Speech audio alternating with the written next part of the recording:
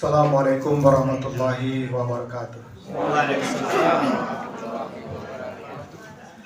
Alhamdulillahilladzi hadana wa yassir lana bi rahmatihi wa yuhayyi lana min amrina mirfaqa. May yahdihillahu fahuwal muhtadi wa may yudlil falan tajida lahu waliyyan mursyida. Nah, sebenarnya esensi kurikulum merdeka itu adalah pembelajaran itu berpusat di guru dan itu diberikan sesuai dengan kebutuhan, bakat, dan minat siswa. Jadi pembelajaran yang bersifat diferensiasi. Esensi kurikulum merdeka belajar seperti itu. Maka oleh sebab itu asesmen itu menjadi penting di awal formatif. Bukan pretest ya, asesmen. Karena pretest ujungnya pasti post-test. Asesmen itu dia bersifat akademik, ada yang non-akademik. Yang akademik itu tujuannya adalah menguji kemampuan siswa yang baru masuk ketika berhadapan dengan Bapak dan Ibu. Pengetahuannya dengan materi yang akan diajarkan itu sebatas apa? Pengetahuan dasarnya seperti apa? Lalu asesmen non-akademik itu berkaitan dengan bakat, minat, dan kemampuannya di dalam menerima pembelajaran. Termasuk gaya belajarnya.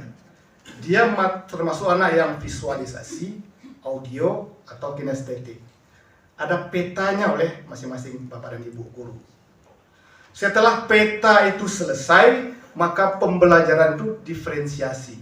Sesuai dengan bakat, minat, dan kecenderungan. Ini esensi IKM itu. Jadi yang selama ini ditakutkan oleh guru-guru adalah kalau berubah kurikulum berarti dokumen berubah lagi itu. Tidak bisa lagi copy paste gitu. Harus dirubah lagi. Kalau dokumen dirubah berarti penilaian juga dirubah. Proses pembelajaran caranya juga dirubah gitu. Nah, sebenarnya itu bagian luar dari esensi kurikulum. Jadi esensi yang pertamanya itu, pembelajaran itu sifatnya diferensiasi. Jadi kalau begitu, pemetaan anak sebelum Bapak Ibu belajar menjadi penting. Nah, dapat Bapak Ibu bayangkan, bila ketika kurikulum K13 untuk mengembangkan indikator saja, sebagian guru-guru kita mengalami kesulitan. Mengembangkan indikator sehingga indikator bisa masuk kategori host lah, indikator. Itu sulit. Nah, sekarang ditagih diferensiasi akan bertambah sulit. Nah, belum lagi di esensi kurikulum itu adalah menetapkan prioritas dan cara belajar. Dari CP itu mana yang prioritas dalam 1 tahun? Kalau kita tentukan prioritas cara belajar, cara mengajarnya bagaimana? Nah, satu hal yang perlu Bapak Ibu ingat. Bapak Ibu majelis guru akan diingat oleh siswa itu bukan dari ilmu yang Bapak Ibu ajarkan, tapi dari cara Bapak Ibu mengajarkan. Ilmu itu akan lupa ya, atau akan tertimbun dengan ilmu-ilmu berikutnya. Tapi ketika cara Bapak Ibu mengajarkan itu menarik, itu yang akan diingat sepanjang hayat oleh anak ini. Maka oleh sebab itu dalam kaidah kita di Islam, at-tariqu ahammu minal maddah. Metode itu lebih penting dari isi. Cara menyampaikan itu lebih penting dari apa yang akan Bapak Ibu sampaikan. Al-mudaris ahammu minat tariqah. Guru jauh lebih penting daripada metode. Jadi metode yang baik itu lahir dari guru yang baik. Bagaimana guru yang baik itu? Dia mau menambah ilmunya. Kalau ilmu tidak ditambah, bagaimana amalnya bisa naik? Bagaimana Ibu akan skill, memiliki kompetensi di materi yang akan diajarkan, kalau malas baca? Mestinya al-muallim itu, guru itu, dia mesti bisa menamatkan 1 buku itu maksimal sekali seminggu. Sekali seminggu tamat 1 buku. Saya dulu waktu pernah mengajar di perguruan tinggi 11 tahun saya Pak Ibu. Ada mahasiswa itu yang takut bicara di hadapan orang ramai. Ketika dia bicara, struktur kalimatnya wallahu alam bisawab. Lalu saya perintahkan dia membaca buku, tamat satu buku 3 hari. Nah, tamat Pak, nah tamat lagi buku ini. Tamat. Akhirnya selama sebulan dia menamatkan 4 buku. Bulan kedua, bicaranya sudah bagus. Bicaranya sudah terstruktur. Karena dilatih dengan cara dia membaca, tanpa dia sadari. Nah, kalau Bapak Ibu tidak mau menambah bacaan, keluar dari buku paket, lihat buku The Best Seller. Kalau tidak mau menambah ilmu, bagaimana pembelajaran bisa diferensiasi? Mustahil pada akal. Maka yang terjadi apa? Anak-anak jauh lebih canggih daripada Bapak Ibu gurunya. Temuan malam. Apa yang akan Bapak Ibu ajarkan dengan CP yang sudah ditentukan, anak-anak sudah lebih dahulu tahu. Akhirnya Bapak Ibu kesiangan. Itu yang terjadi sekarang itu. Jadi kalau begitu bagaimana membaca itu wajib. Kalau sudah membaca, otomatis ilmu naik itu. Kalau ilmu sudah naik, insya Allah amalnya naik. Akhirnya imannya naik. Kalau tidak ada tambahan bacaan, mustahil pada akal Bapak Ibu akan skill di materi itu. Paling materi yang diajarkan, materi 4 tahun yang lalu juga itu. Itu ke itu juga ada tambahannya itu. Itu juga ada tambahan Pak. Apalagi di MA. Itu berbeda dengan anak-anak SMP, MTS.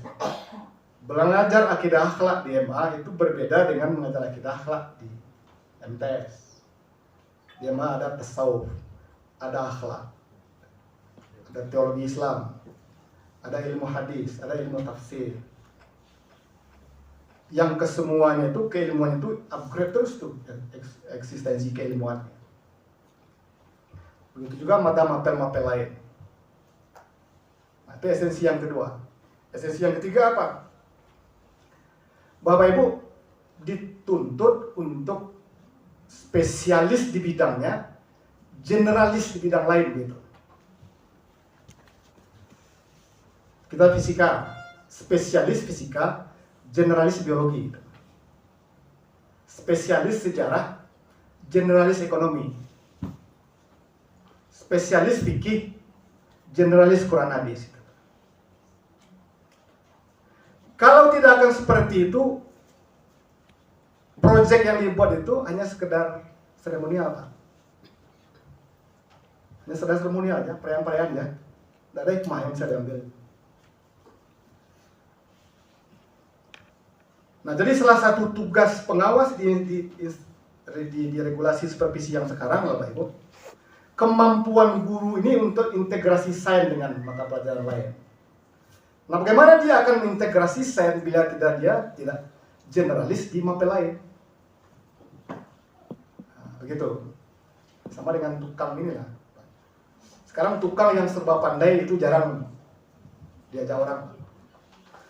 Sekarang ada spesialis keramik, spesialis interior, spesialis loteng, gitu kan? Spesialis jaringan listrik. Ada tukang itu spesialis untuk bangunan cor-cor, untuk bertingkat. Tukang yang sekarang itu yang serba pandai itu ritme pesanannya itu sedikit, Pak. Karena pekerjaan tidak berkualitas. Jarang tukang itu yang pandai segala hal. Nah, seperti itu juga dengan Bapak Ibu guru. Jadi spesialis kita apa? Generalisnya apa gitu.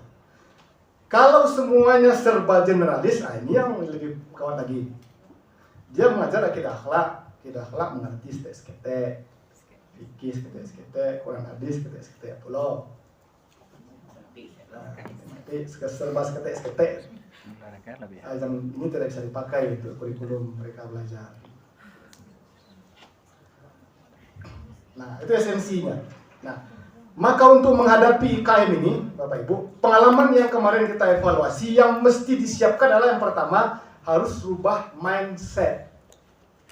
Mindset itu cara kita memandang, cara berpikir. Itu mindset.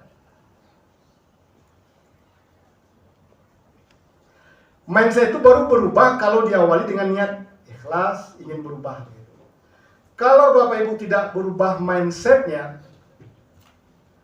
nanti pemahaman terhadap kurikulum itu hanya sekedar dokumen pembelajaran, kemudian copy paste tentang kurikulum operasional madrasah yang visi madrasahnya dari 20 tahun yang lalu masih begitu-begitu, tidak ada perubahan. Kan seperti itu. Nah, penyebab kegagalan yang 40 kemarin itu di situ, Pak. Dokumen sudah, komnya sudah ada, mindset tidak berubah. Apapun makanannya, minumannya saya betul sosok. Nah, itu yang terjadi kemarin itu. Akhirnya tidak berimbas kepada siswa. Gitu. Nah, saya berharap banyak dengan Man 1 Padang Priaman, karena Pak Am sudah malang melintang di dunia persilatan. Dunia persilatan IKM, ya kan? Nah, jadi mindset Bapak Ibu perlu dirubah dulu. Nah, coba Bapak Ibu, bila berdiri di utara lalu di hadapannya ada angka 6. Orang yang berdiri di selatan akan melihat itu angka 9. Ya kan? Ke timur ya? Selatan ya? Selatan. Akan melihat angka 6 itu seperti angka 9. Mana yang benar? Sama-sama benar. Jadi kalau begitu bagaimana? Perspektif sudut pandang kita harus diperluas. Jangan terlalu ngeyel dengan sesuatu kebenaran yang kita yakini benarnya, lalu menutup pintu untuk kebenaran-kebenaran yang lain. Itu akan menghambat masuknya perubahan-perubahan. Jadi kalau di dalam kitabnya Ibnu Athaillah, Al-Hikam,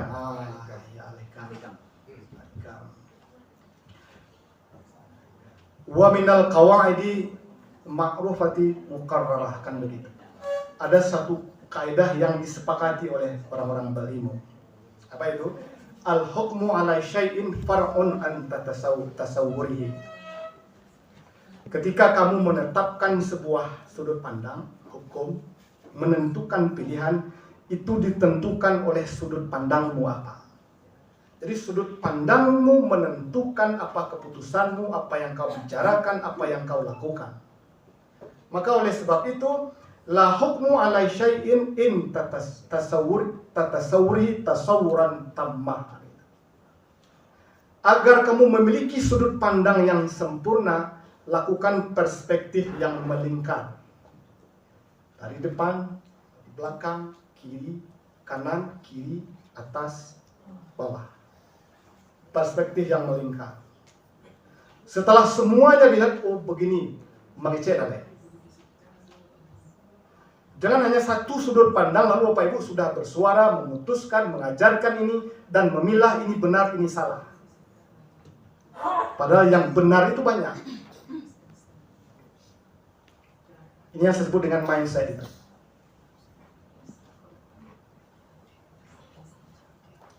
Nah, ini mempengaruhi nih esensi kurikulum itu di situ. Kalau tanpa itu, esensi kurikulum hanya dokumen-dokumen satu, kemarin tahun lalu juga. Dokumen satu itu kan sekarang jadi dia dokumen satu masa lalu. Kamu itu juga ada perubahannya. Nah, lalu yang kedua, sebelum Bapak Ibu mengajar, pastikan dulu kita akan membuat pembelajaran yang menarik.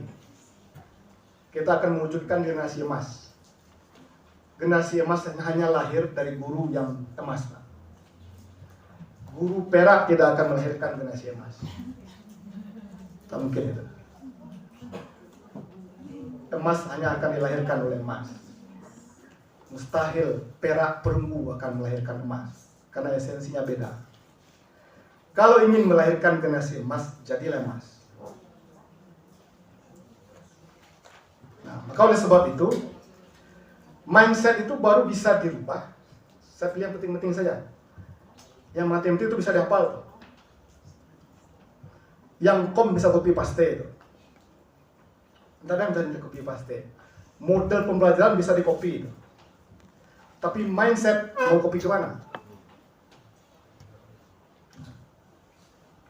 Nah, agar bisa bermindset seperti itu, Bapak Ibu, masuk ke dalam kelas itu memang itu dengan sikap, attitude, pemikiran yang memang auranya positif. Itu yang kedua. Saya kemarin survei terhadap guru matematik di 10 madrasah hebat lah. Observasi bukan survei lah. Observasi awal. Saya tanya kepada siswa-siswanya di 10 madrasah yang besar di Sumatera Barat. Ini kaitannya kemarin dengan KSM. Bagaimana, salah satu pertanyaannya di instrumen itu, bagaimana pendapat mereka tentang guru matematik? Nah, siapa guru matematik sini? Ayo. Saya surveinya di MA dan di MTS, tapi saya pastikan tidak di MAN 1. Di MAN 1. Nah, tidak di MAN 1, Padang Pariaman. Apa jawaban anak-anak terhadap guru matematik? Guru tuh Pak masuk ke dalam kelas langsung marah, keningnya berkerut. Ini persiswa. Saya sebut bukan di MAN 1. Saya pastikan tidak di MAN 1. Kalau membantah itu tersinggungan itu Pak ya? Hah? Kalau menjawab berarti tersinggungannya tuh. Tidak, saya pastikan bukan di MAN 1 Padang Pariaman. 10 di antara salah 10 ya. 3 aliyah, 7 sanawiyah. Terus apa lagi dalam pertanyaan itu? Apakah target waktu itu masih kurikulum ke-13? Apakah semua KD tercapai? Enggak, Kak. Ya kan? Di awal pembelajaran itu semua KD disampaikan oleh Ibu guru matematik. Yang tidak tercapai itu ada 4. Terus bagaimana lagi? Kata Ibu matematik, tugas yang bisa Ibu lakukan hanya sampai sekian. 4 tuh kamu belajar rumah. Belajar mandiri, belajar ke teman, katanya kan. Nah, itu lakukan oleh guru. Nah, terus pertanyaan yang paling menarik, Pak. Bagaimana guru matematik yang menjadi idolamu? Apa jawaban dari siswa ini? Pertama, Pak, dia murah senyum dan ramah. Wah, itu nomor 1, Pak. Nomor 1. Murah senyum dan ramah. Kemudian tidak mudah marah-marah. Itu masih sikap juga tuh, masih attitude juga tuh. Nah, kemudian yang ketiga, anak-anak yang belum paham matematik, dia mau melayani dengan santun. Masih sikap juga itu. Nah, baru yang keempat, mengajarkan matematik dengan pelan-pelan. Coba lagi.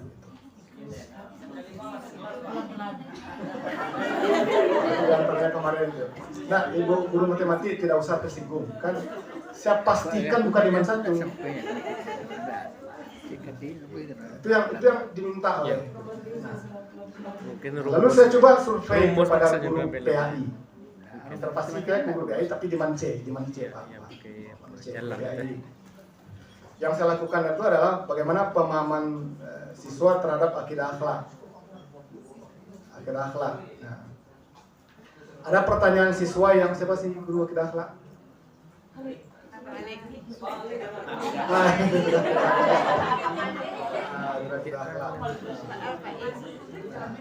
Ada pertanyaan kami yang tidak terjawab, Pak. Ya kan? Apa tuh pertanyaan yang tak terjawab tuh? Pertanyaannya apa, Pak? Siapa nama guru akidah akhlak? Pak Al. Nah, ini Pak Al ini katanya Pak Al. Yang dibawanya persoalan kalam yang di teologi Islamnya Harun Nasution tuh, Pak. Ada 2 orang meninggal, Pak. Yang satu orang gaeknya, semasa hidupnya selalu berbuat jahat. Nah, mati masuk surga atau neraka. Nah, yang kedua lagi anak-anak baru umur 9 bulan wafat, meninggal. Nah, masuk surga atau neraka? Kok ragu-ragu? Surga. Karena belum ada dosa kan? Ya. Lalu nanti dia ambil hisab, proteslah ya Pak yang tua ini. Malaikat, Tuhan itu maha tahu dengan ilmunya, kalau saya usia yang panjang nanti akan berbuat jaya. Cuk, kalau dulu dimatian mau waktu ketek, pasti mau masuk surga. Tuhan tidak adil. Ya kan? Kayak yang bayi itu kalau dihidupkan sampai tua, belum tentunya masuk surga itu. Tuhan tidak adil katanya. Dengan contoh seperti itu, dia bawakan kehidupan sehari-hari. Ada orang rajin bekerja, tekun, hafal Quran, tiap hari sholat, miskin. Nah, itu bagaimana jawabannya itu? Nah, pertanyaan kalam teologi itu kan tidak bisa dicari ayatnya. Kan ayat-ayatnya tidak muhkam, dia ayatnya mutasyabihat. Ayat mutasyabihat itu perlu logika, akli. Logika mesti dijawab dengan logika. Nah, itu tidak terurai. Akhirnya apa? Dia cari di luar. Itu yang menyebabkan jaringan liberal, Islam ekstrim, dan segala macam. Karena persoalan itu tidak terjawab di bangku sekolah. Nah, jadi kalau oleh sebab itu dengan dua kasus tadi tidak guru harus tambah ilmu, tambah bacaan, gitu. Sehingga bisa menjawab hal-hal yang seperti itu. Nah, saya kembali ke awal. Jadi yang kedua temuan kemarin itu adalah kelemahan implementasi kurikulum itu kemarin di yang 40 piloting itu adalah guru-guru itu tidak membawakan sikap yang bersahabat, sehingga dengan pembelajaran yang berpusat di siswa itu hanya sekedar diskusi-diskusi menghabiskan hari dan waktu. Jadi ini tampaknya menjadi penting. Nah, maka oleh sebab itu kepada ibu-ibu yang kerap kali moodnya itu terganggu ini ibu-ibu. Dan ibu-ibu ini kalau moodnya sudah terganggu, Pak, makannya tidak enak. Beda dengan bapak-bapak itu, kalau moodnya terganggu, makannya tambah aja. Malah tambah-tambah makan, tambah teh dua, ya kan? Nah, semua mood itu berawal dari pikiran. Jadi hati-hati di dalam berpikir, hati-hati menerima info-info yang tidak jelas, yang membuat pikiran kita mumet.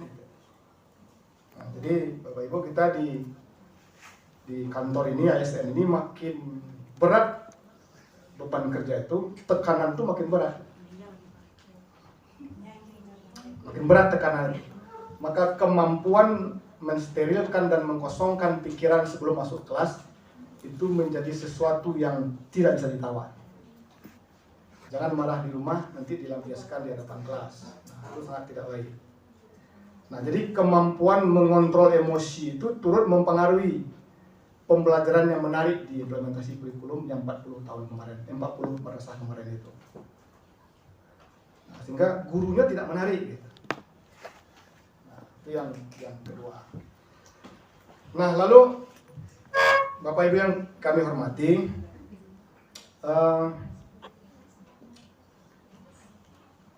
dulu tahun 965 dan 80 itu dulu namanya generasi X.